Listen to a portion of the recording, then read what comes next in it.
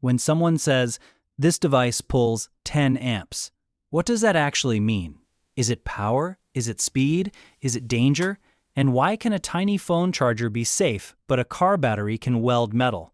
Let's unlock what amps really are using water. What makes the water move? A pump. In an electrical circuit, the battery is the pump. It doesn't create electrons, it pushes them. Just like a pump doesn't create water, it increases pressure and makes water move. That pressure difference is voltage. So, voltage equals pressure. Current, amps, equals flow rate. Resistance equals how hard it is to push through the pipe. But here's something most explanations get wrong. Electrons are already inside the wire. The battery doesn't send fresh electrons down the line like water from a tap. The wire is already packed with electrons, like a pipe already full of water. When the battery pushes, electrons near the battery move a tiny bit. They bump into the next ones, which bump into the next ones.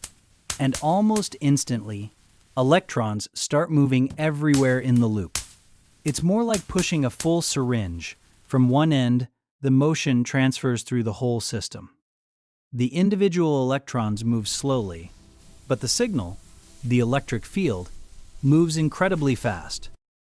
Now let's define it properly. 1 amp means about 6.24 quintillion electrons passing a point every second. That's 6 quintillion 240 quadrillion electrons per second. That's not speed, that's quantity. Amps measure volume of charge flow, just like liters per second measure water flow. Let's compare some real-world examples. Trickle from a faucet, low flow, low current.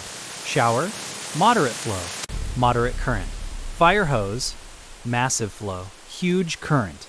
Now, electrical examples. Phone charger, low current. House outlet, moderate current. Car battery, very high current.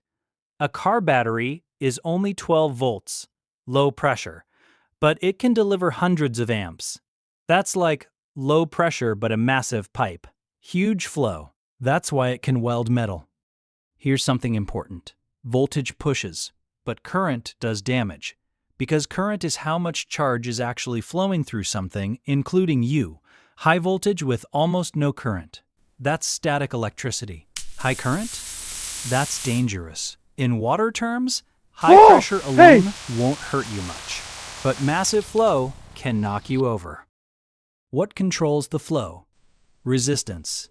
If you squeeze the pipe, flow drops. Thin wire equals more resistance. Thick wire equals less resistance. And all of this connects through a simple equation. Voltage equals current times resistance. That's Ohm's law, and it governs almost everything in electronics. So now you know. A battery is a pump. Voltage is pressure. Amps are flow. Electrons were already in the wire the whole time. Same physics. Different perspective. This is Physics Unlocked.